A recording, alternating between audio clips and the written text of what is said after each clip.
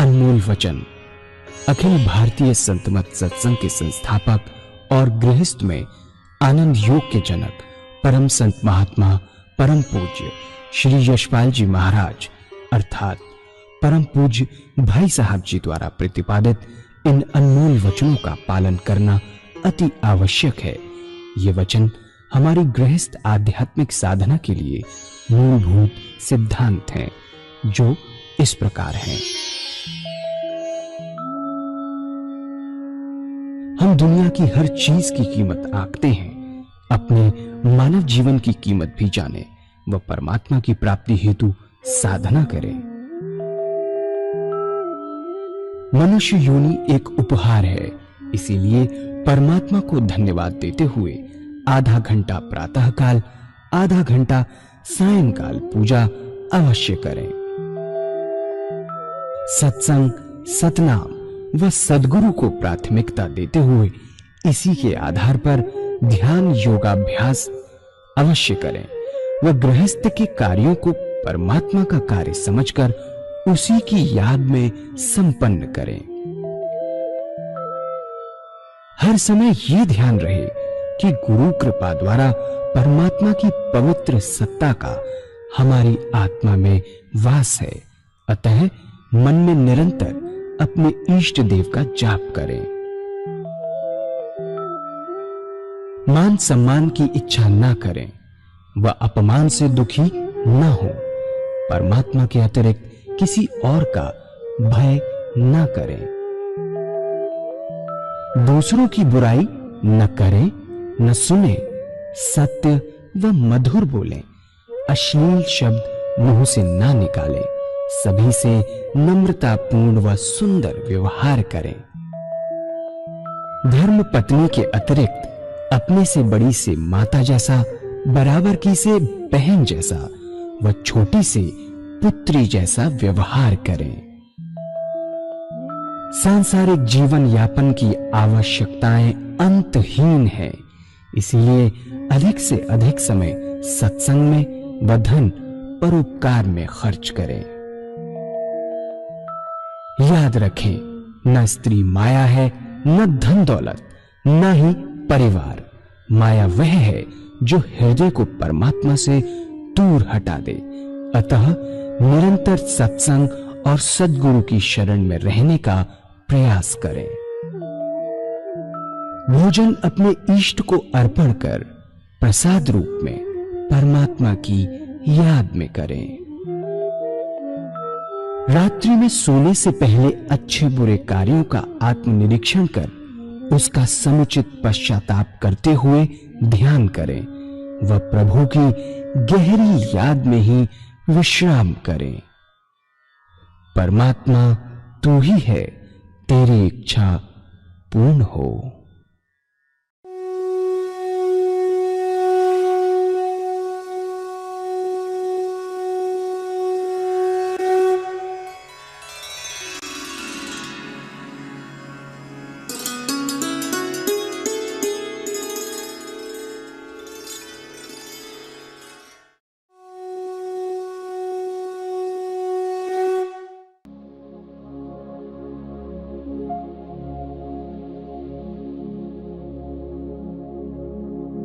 जय सद्गुरुदेव जय पद शरणं श्रेयस्वरूप चरणों शरणं। जय सद्गुरुदेव जय पद शरणं श्रेयस्वरूप चरणों शरणं। और एक और शरीर है, वह कारण शरीर जिसे आत्मा कहते हैं। आत्मा, चैतन्यता और आनंद। चैतन्यता भी उसी में, आनंद भी उसी में है। और जहां आत्मा शरीर से निकल गई, दोनों शरीर बेकार हो गए। आत्मा सर्वोपरि है, सबसे ऊपर है, जिसे हम इतना प्यार करते हैं, इतने प्यार से रखते हैं। हमारे रिश्तेदार बड़ा प्यार करते हैं, जिससे आत्मा निकल गई, बेकार हो गया। आप भूल जाते हैं कि हमारे 3 शरीर हैं। हम इस शरीर को ही समझ बैठे हैं। तब देखिए होता क्या है सोने में, जब हम सोते हैं ना हाथ काम करता है, ना नाक सूंघने का काम करती है, कान सुनने का काम नहीं करते, हाथ पर चलते नहीं, हिलते डुलते भी नहीं। जिस पोजीशन में पड़े सुबह उठे तो उसी पोजीशन में उठते हैं। जितनी हमारी इंद्रियां हैं, ये इंद्रियां हैं, 10 इंद्रियां हमारे अंदर हैं, ये सारी निष्क्रिय हो गई। निष्क्रिय का मतलब इन्होंने काम छोड़ दिया, काम नहीं करते। इसी का नाम आराम है, रेस्ट इसी को ही बोलते हैं कि इंद्रियों ने काम करना शुरू कर दिया, रेस्ट हो गया। प्रैक्टिकल रूप से यही होता है। जब निष्क्रिय हो गई तो इनका आधार है मन, ये मन में सिमट गई। ताकत इनको मन से मिलती है, खाने से नहीं मिलती। एक गरीब आदमी एक टाइम खाता है, उसके अंदर भी उतनी ही शक्ति है जितना मालपुआ खाने वाले के अंदर भी शक्ति है। मन से चलता है सारी चीज। जितनी हमारी इंद्रियां हैं मन से मिलती हैं, दूध से नहीं मिलती, खाने से नहीं मिलती, इंजेक्शन से नहीं मिलती, दवाई से नहीं मिलती। सोने से पहले अगर आपने दवाई खाई और खा के सो गए, वो दवाई भी निष्क्रिय हो जाती है, उसका कोई क्रिया नहीं होती बॉडी के अंदर, निष्क्रिय है। जब तक हाथ पर चलते हैं तब तक क्रिया ही है, क्रिया है। और जहां सो गए उससे पहले आपने दवाई की तो निष्क्रिय हो गई। ये प्रैक्टिकल। इसे डॉक्टर कहता है कि सुबह उठ के खाओ, रात को सोते हुए नहीं।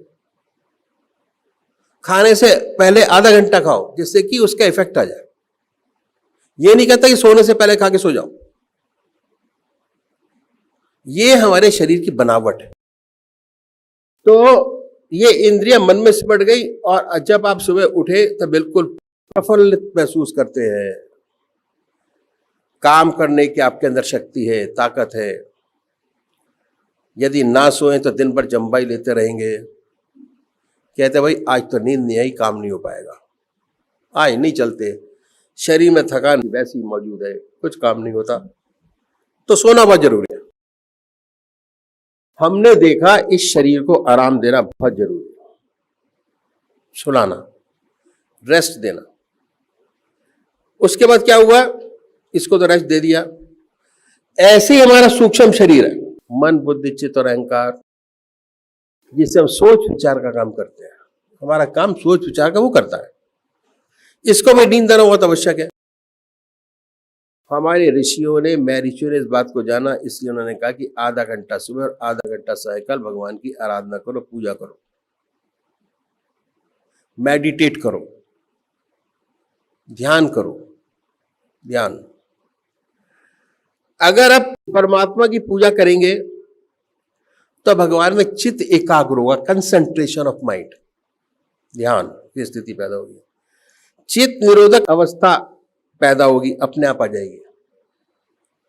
एक नाम को बार बार अगर लेते हैं तो मन थक जाता है। इट क्रिएट्स ए वैक्यूम मन के अंदर। वो स्टेज जो है वह चित्त निरोधक अवस्था अपने आप आएगी। करते करते कीर्तन हो रहा है, 2 घंटे का कीर्तन है, हमेशा आप बोल ही नहीं सकते 2 घंटे बराबर। कुछ बोलते हैं, कुछ गुनगुनाते हैं, कुछ चुप होकर सुनते हैं। अंदर से लगता है कि कीर्तन चल रहा है, पर मन हमारा वहां लगा हुआ है। It creates a vacuum. अगर एक चीज को बार बार करेंगे, इट क्रिएट्स ए वैक्यूम। और जैसे जैसे वैक्यूम की अवस्था बढ़ती चली जाएगी, हमारा जो मन है वो आत्मा में सिमट जाएगा। आनंद और चैतन्यता वहां से प्राप्त होती है, आनंद वहां से मिलता है उससे। जैसे आपने इंद्रियों को निष्क्रिय किया, मन को निष्क्रिय कीजिए। भगवान को मानिए ना मानिए, अमेरिका जाते हैं कहते भगवान को नहीं मानते, मत मानिए। किसको मानते? कि नेचर को मानते? कोई बात नहीं, पर मेडिटेट करना बहुत जरूरी है। मेडिटेशन, जिंदगी का असली आनंद आप लेना चाहते हैं तो मेडिटेशन जिंदगी के अंदर उतारिए, बाकी सब बेकार है, कुछ नहीं है जिंदगी के अंदर, सब बेकार। आंख मिची, काम खत्म। अभी हम लोग गए हुए थे गुजरात, हमने कहा फलाने सत्संगी भाई का है, कहते ऑफ हो गए। मैंने कहा ऑफ का मतलब? हमारे कहते सुधार गए, वो कहते हैं ऑफ हो गए, स्विच ऑफ परमात्मा ने कर दिया। तो ये है, तो क्या है कि अपनी हस्ती को मानिए, मन को निष्क्रिय कीजिए, भगवान को मानिए ना मानिए दूसरी बात, पर अपनी हस्ती को तो मानेंगे।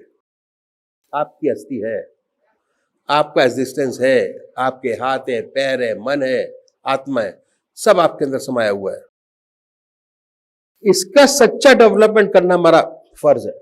सबसे बड़ी बात, डेवलपमेंट सच्चा होना चाहिए। ये नहीं कि ज्यादा सोचे तो डिप्रेशन हो गया। किस बात का डिप्रेशन? क्यों डिप्रेशन होता है? इसलिए होता है कि अगर एक चीज को बार बार करते चले जाते हैं तब मन वहीं अटक कर रह जाता है, आगे डिप्रेशन की दवाई खानी पड़ती है। सबसे बढ़िया तरीका, सोने से पहले परमात्मा को सौंप दीजिए, सुबह फिर उठिए, फ्रेशनेस आएगी, जो काम नहीं होता वो होना शुरू हो जाएगा अपने आप। तो ये हमारा फर्ज है। भगवान आपकी पूजा का भूखा नहीं है। मंदिर जाते तो अपनी ले जाते हैं, मेडिटेट करते हैं अपनी ले जाते हैं, आश्रम जाते अपने लिए जाते हैं, सत्संग अटेंड करते अपने लिए करते हैं, कि हमारा सच्चा विकास हो, चौतरफा विकास हो, हमारे बच्चों का ठीक प्रकार से विकास हो, ठीक जगह लगे, ठीक तरह कार्य करें। अपना सच्चा विकास चाहते हैं तो जिस प्रकार शरीर को आराम देना जरूरी समझा, उस प्रकार मन को भी आराम दीजिए। और मन को रेस्ट देना क्या है कि मन को एक तरफ लगा दीजिए। मन का काम है सोचना विचारना, सोचना विचारना। उसको एक तरफ लगा दिया तो क्या होता है, एक तरफ लगाने से विचार शून्यता आ जाएगी अपने आप। करके देखिए प्रैक्टिकल। अगर एक मंत्र को लेके आप चलेंगे, थोड़ी देर बाद इट क्रिएट्स अ वैक्यूम मन के अंदर, and that is required life के अंदर। जब मन को रेस्ट मिला तो उसका सीधा संबंध आत्मा से हो गया, और आत्मा में आनंद चैतन्यता, आनंद चैतन्यता मन में आ गई। इसके बाद आप कितना हल्का फुल्का महसूस करेंगे। हमारे महाराज जी 3 घंटे सोया करते थे, 18 घंटे काम करते थे। 3 घंटे सोना, 18 घंटे काम करना, रिसर्च का काम करते थे वो। टेलीकॉम सेंटर में, टीईसी बोलते थे उस टाइम पे, टेलीकॉम रिसर्च सेंटर, उसके अंदर काम करते थे।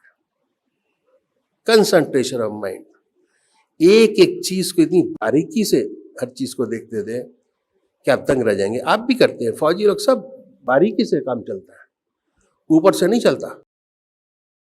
जब तक चीज की बारीकी में नहीं जाएंगे तब तक उस पर आप विजय प्राप्त नहीं करेंगे। सारे काम बड़ी बारीकी से होते हैं। वही हम चाहते हैं कि हमारे सत्संग के अंदर बारीकी से हर चीज को देखा जाए और इस रास्ते को पकड़ा जाए। उसके बाद कितने सुंदर सुंदर विचार आते हैं, वो समस्याएं हल होती हैं जो सारी जिंदगी ना होती हो, ऐसी ऐसी समस्याएं हल होती है। परमात्मा की शक्ति आपको प्राप्त होती है, इतनी ऊंची शक्ति और शांति प्राप्त होती है, सच्चे मनुष्य के भाव पैदा होते हैं। धीरे धीरे अपना सच्चा ज्ञान पैदा होने लगता है। आप जान जाते हैं कि आप क्या है। और जब हमें अनुभव हुआ कि हम क्या हैं, हमें अपना वास्तविक रूप नजर आने लगता है कि हमको गैर नहीं है। जितनी आत्मा आपके अंदर है उतनी दूसरे के अंदर भी है, उसके तीसरे के अंदर भी हुई है। जितने ऊंचे संत हुए उनका अंतिम निष्कर्ष यही रहा। महात्मा तुलसीदास जी ने कहा कि जड़ चेतन जीव जगत सकल राम में जान। हर जगह राम ही नजर आते थे उनको, महात्मा तुलसीदास जी को। सूरदास जी को प्राणी में, पशु में, लता में, वृक्षों में भगवान कृष्ण नजर आते थे। ईसा ने कहा कि अपने पड़ोसी को भी उतना प्यार करो जितनी आप अपनी आत्मा से प्यार करते हो। पर ये कब होगा? जब तक नहीं हो सकता जबकि अनुभव हो कि हम सब हम ही हैं। इस अनुभव के लिए पूजा बहुत जरूरी है। पूजा का प्रैक्टिकल तरीका हमारे महर्षि ने बताया कि एक तरफ मन को लगा दो, वह विचार शून्य हो जाएगा। अगर ऐसे विचार शून्य करना चाहोगे तो होगा ही नहीं, पॉसिबल ही नहीं है। संगत की बहुत जबरदस्त जरूरत पड़ती है इसके लिए। अकेले बैठ के नहीं होता। संगत होगी तो एक खरबूजा दूसरे खरबूजे को देख के खिलता है। अगर एक का ध्यान लगा है तो दूसरे का अपने आप लगना शुरू हो जाता है। हम तो ये प्रैक्टिकल देते हैं साउथ के अंदर, अगर कोई आके बैठा तो उससे कहते हैं 6 महीने आप सत्संग के अंदर रेगुलर अटेंड करो, ऑटोमेटिक आपका ध्यान लगना शुरू हो जाएगा, आपको प्रयास करने की जरूरत ही नहीं है। यदि विचार शून्य होगा, उसका सीधा संबंध आत्मा से हो जाएगा, सुंदर सुंदर भावना पैदा होगी। आप चाहेंगे कि संसार में जितने लोग हैं सब आनंद से रहें, सुखी हों, दुख संसार से मिटे। दूसरों की सेवा करने के लिए आप अपने जीवन को न्यौछावर कर देंगे। यह है साइंस और टेक्नोलॉजी ने बड़ी भारी तरक्की की, चंद्रमा पे पहुंच गए, मिट्टी खींच लाए, सबने देखा। इस एडवांसमेंट का नतीजा क्या है कि अपने मन को आराम नहीं देते, हम ऋषियों के बताए मार्ग पर नहीं चलते हैं। इसलिए जितनी हमारी प्रवृत्ति है सब पशुवत है। हमारे वृत्ति में और पशु के वृत्ति में कोई फर्क नहीं है, सब पशुवत है। क्या? हर देश, एक भी मनुष्य गुण हमारे अंदर नहीं है। ऐसे बहुत कम लोग ऐसे हैं जिन्हें मनुष्यता के गुण हैं। इसलिए आज क्या है, हर देश हथियार बना रहा है, बड़े बड़े हथियार, अणुबम देख रहे हैं आप, चल रहा है। मनुष्य का दुश्मन कौन हो सकता है? यही जंगली जानवर। इसके लिए तो एक बंदूक काफी है, राइफल बहुत जरूरी है। इस सब की क्या जरूरत है? मिसाइल क्या जरूरत है? एटॉमिक वेपन्स की क्या जरूरत है? मनुष्य को मारने के लिए, हमारी अपनी मनुष्य जाति को बर्बाद करने के लिए, अपने को मारने के लिए नहीं। आज आंकड़े ऐसे हैं, ऐसे भयंकर हथियार बन चुके हैं कि अगर गलती से चल गए और एटॉमिक वार छिड़ गई, चल रही है, और सारे हथियारों का इस्तेमाल हो जाए तो जितने दुनिया के आज मनुष्य मात्र हैं उन्हें 40 बार जन्म लेना पड़ेगा, तब भी ये हथियार खत्म नहीं होंगे। इनका इफेक्ट बराबर चलता रहेगा। सेकेंड वर्ल्ड वॉर का इफेक्ट अब भी है। यह है पूर्व सर्वनाश। इतने खतरनाक हथियार हमने बनाए, पैसा कितना खर्चा होता है इन पर। अगर इस पैसे को एकत्र कर लिया जाए दुनिया की भलाई के लिए, आज दुनिया की शक्ल बिल्कुल बदल जाए, ये पृथ्वी स्वर्ग हो जाए। ना कोई आदमी बगैर काम कर रहे, ना कोई बगैर घर बार का, इतनी सुंदर हालत हो जाए। परमात्मा ने हमारे पृथ्वी को स्वर्ग बनाया है। जितने एस्ट्रोनॉट हैं जो गए हैं, जो जा रहे हैं, कहते हैं कि सबसे सुंदर ग्रह पृथ्वी है। ऐसा सुंदर ग्रह नहीं तो भगवान ने स्वर्ग बनाया है, लेकिन मनुष्य ने अपनी कुटिलता से, नीच प्रवृत्ति से इसको नरक से बदतर बना रखा है। युद्ध चल रहा है, कब खत्म होगा पता नहीं। आइंस्टाइन ने बहुत सुंदर लिखा है कि जिस बूते पर हम आज चंद्रमा पर कहां कहां पहुंच गए, उसने लिखा है कि मैं नहीं जानता दुनिया का तीसरा विश्व युद्ध कैसे लड़ा जाएगा, और यह पूर्ण रूप से जानता हूं कि अगर चौथा विश्व युद्ध हुआ तो डंडे और पत्थरों से होगा। बहुत सही लिखा है। एक दफा पूर्ण लड़ाई छिड़ गई, चाहे गलती से ही छिड़ जाए, सबका सवाया। दुनिया की बहुत बुरी हालत है, लेकिन सब अपने अपने अहंकार में चूर है। मैं बड़ा, मैं घर में बड़ा, मेरा नेशन बड़ा। सच्ची मनुष्यता वो है ही नहीं। उसकी वजह ये है कि हम ऋषियों महर्षियों के बताए हुए मार्ग को भूल गए। तो हम देखते हैं कि भगवान आपकी पूजा का भूखा नहीं, अपने विकास के लिए, अपनी मनुष्य मात्र भलाई के लिए, संसार की भलाई के लिए, समाज की भलाई के लिए परम आवश्यक है। पूजा बहुत जरूरी है। लिखा है जब मन को नींद आ जाती है और रूह भी गाफिल होती है, तब मैं अकेला होता हूं और यार की महफिल होती है। मन भी सो गया, ध्यान में चला गया, आत्मा भी चली गई, तब परमात्मा का दिव्य दर्शन होता है, सच्चा ज्ञान प्राप्त होता है। पूजा परम आवश्यक है। अगर सच्चा विकास अपना चाहते हैं, पहले समाज का चाहते हैं, संसार का चाहते हैं, दुनिया की चाहते हैं, तो पूजा बहुत जरूरी है। अपने मन को आराम देना पड़ेगा। हमारे महर्षियों ने, ऋषियों ने इस बात को अनब जाना और इस बात पे जोर दिया कि आधा घंटा सुबह और आधा घंटा सायकाल संध्या वंदना अवश्य करनी चाहिए। 2 समय निश्चित किए। हमारे महर्षि ने बताया चाहे गृहस्थी हो सन्यासी, कोई भी आधा घंटा सायकाल, ये 2 समय निश्चित कर दिए। और हमारे देश में ऐसा नहीं है कि परमात्मा की पूजा नहीं करते हैं। 99% परमात्मा को मानते हैं और अपने किसी ना किसी ढंग से परमात्मा को दंडवत प्रणाम करते हैं, अपने ढंग से पूजा करते हैं। और बहुत लोग तो आधा घंटे से ज्यादा भी करते हैं। ईश्वर को मानने वाले और बहुत से लोग, यदि इससे पूछा जाए पूजा का लाभ जो हम करते हैं, पहली बात यह कि भाई ईश्वर का नाम लेना अच्छी बात है। हमारे घर में मंदिर है, हमारे दादाजी पूजा करते थे, हमारे पिताजी करते हैं, हम करते हैं, और देखा देखी बच्चे भी अगरबत्ती जला देते हैं। गॉड फियरिंग अच्छा है। और आप इससे ज्यादा क्या चाहते हैं? अगर पूछें कि इससे कोई आपको आंतरिक लाभ हुआ, तो ऐसे बहुत कम लोग होंगे जो कहेंगे हुआ। आंतरिक लाभ, इंटरनल बेनिफिट। इन संतों ने एक तरीका ऐसा बताते हैं कि यदि आप इस तरीके से पूजा करेंगे तो आपको विशेष लाभ होगा। और बहुत सुंदर तरीका उन्होंने बताया जिसे हर कोई अपना सके, चाहे किसी भी मजहब का मानने वाला हो, किसी भी धर्म का अनुयायी हो, अपने धर्म पर चलते हुए कर सके। ऐसी बात बताई जो मैं आपके सामने रखूंगा।